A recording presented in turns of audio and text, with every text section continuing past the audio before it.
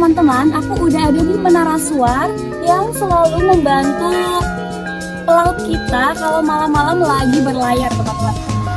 Dibantu oleh Kementerian Perhubungan, Direktorat Jenderal Perhubungan Laut. Ayo kita lihat ke dalam.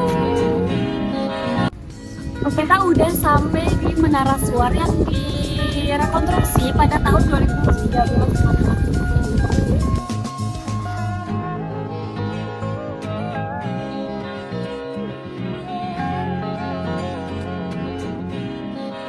Teman-teman, jadi kita sudah bersama Bapak Selamat Sugiarto yang kebetulan sedang dinas untuk menjaga mercusuar ini. Ayo kita masuk bareng-bareng.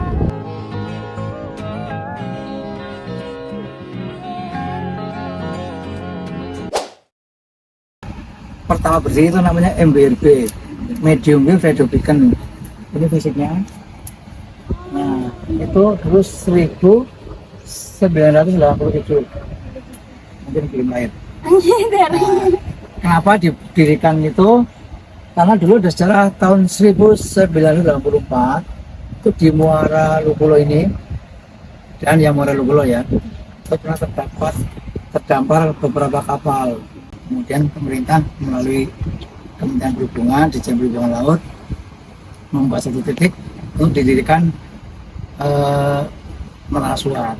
Cuma dulu namanya MBRB, jadi MBRB itu medium wave radio beacon, itu memancarkan frekuensi atau gelombang, bukan lampu. Ini kalau ini cahaya lah ya. Berarti dari awal dibuat itu belum pakai lampu? Belum pakai MBRB itu, jadi dia memancarkan sinyal atau memancarkan gelombang, nanti ditangkap sama kapal yang sama-sama frekuensinya gitu, sama-sama, tapi fungsinya untuk sama-sama untuk rambu, untuk keselamatan pelayaran. Nah, kemudian seiring berjalannya waktu, tahun 1996 ini berubah MBRB itu jadi Menara Suar. Kemudian lokasinya bergeser ke sini nih.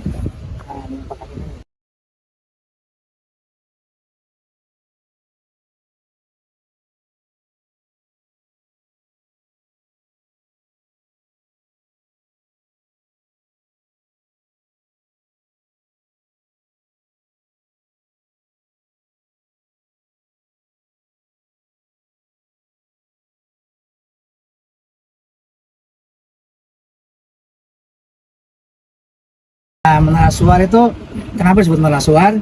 Itu karena ada fasilitasnya rumah dinas, rumah jaga gitu. Kalau Rambu Suar itu sama fungsinya untuk keselamatan pelayaran, tapi tidak dijaga. Namanya di Menganti, kalau pernah di Menganti sampai ke Menganti itu ada bukit Suar Pak ya, itu ada ya, menara tinggi putih pakai besi, tapi tidak ada rumahnya, itu namanya Rambu Suar. Tapi sama fungsinya. Kemudian 96 ini dibuat Menara Suar ini dengan rumah dinasnya 5.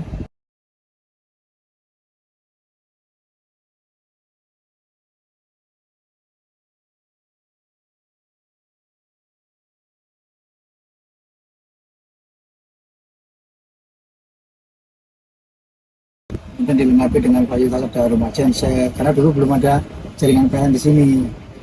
Kalau untuk energinya, sumber energi lampu ini menggunakan tenaga surya ya, pakai sinar matahari, kemudian dirubah jadi arus listrik DC menjadi kemudian terus untuk ini apa, untuk menyalakan atau mengoperasionalkan lampu suar. Jadi untuk panel suryanya itu sudah dari 96 atau baru, Pak? Sudah dari 96. Jadi 96. nah kemudian karena di sini kita dulu di kampung, itu kan belum ada PLN. Untuk penerangan listrik rumah dinas yang pakai genset, karena memang belum ada jaringan PLN. Jadi Bapak udah dari 96 di sini? Bukan, kalau kita sistemnya rolling. Jadi ya. kita punya lokasi Menara Suar itu 9 unit, 9 lokasi lah ya. Di antaranya ini di sini, nanti ke timur itu di Pantai Ketawang, pernah dengar Pantai Ketawang? Ketawang. Grebek. Oh ya, Purworejo. Nah betul, itu satu. Ke timur lagi ada satu lagi Pantai Samas, pernah dengar? Pantai Pandansari? Belum ya. Buat Semara Sewu. Gua Cemara namanya. Nah itu pada ada itu Menara Samas namanya. Ketemu lagi ada Pantai Baron, ada juga Menara Suar kita. Nah, untuk wilayah kerja kita tuh dari Pacitan sampai Sukabumi, itu Wilker kita. UPT-nya itu unit pelaksana teknisnya itu di kantornya itu di Pelabuhan Tanjung Bintang, di dalam pelabuhan itu. Berarti untuk dinasnya nggak dari kabupaten ya Pak? Bukan, kita Kementerian Perhubungan jadi pusat. Oh, gitu. Di bawah Dirjen Perhubungan Laut, direktoratnya Direktorat Kenavigasian. Nah, kantornya namanya Kantor Distrik Navigasi Kelas 3 Cilacap. Ada kelas 3, ada kelas 2. Di Jawa Tengah ada 2 itu. Di sama Semarang, kalau Semarang itu Distrik Navigasi Kelas 2 Semarang. Nah ini nanti sana lagi kita mau kebuat lagi ada di Nusa Kambangan tuh ada 2 Menara Suar. Peninggalannya Belanda 1 di Cimiring namanya, ujungnya Pulau Nusa Kambangan. Itu dibangun 1855, 200 tahun mungkin ya. Kemudian satu lagi di Tanjung Sodong itu tempatnya yang mau keluar masuk penjara Nusa Kambangan. Tapi satu juga. Satu lagi di Legok Jawa, sana Pangandaran, Tasikmalaya. Satu lagi yang di ujung sana di ujung Genteng namanya di Sukabumi. Fungsi Menara Suar itu sebenarnya untuk ya, yang terutama itu untuk keselamatan pelayaran. Keselamatan pelayaran. Di samping itu juga untuk tanda koordinat posisi lah ya. Di samping itu juga tanda landfall atau tanda daratan. Terus satu fungsinya sekarang ada lagi yang di beberapa wilayah tertentu itu sebagai batas negara. Jadi Ambalan itu. Jadi kita bersama dengan Kementerian Pertahanan. Jadi di situ nanti petugasnya ada 2, nanti dari kita di navigasi dan dari biasanya AL. Nah, hubungannya dengan itu keduanya mungkin ada gangguan dari kita kan sipil ya, bukan senjatai lah. Kalau mereka memang tugasnya untuk pengamanan.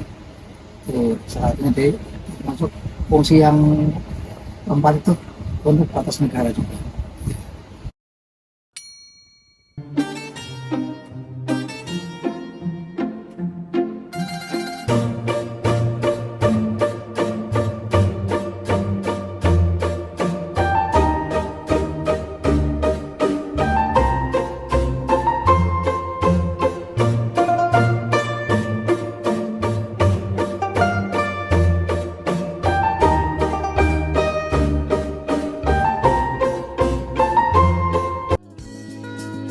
Sekarang aku udah ada di bangunan pertama MBRT yang dibangun 1987 teman-teman.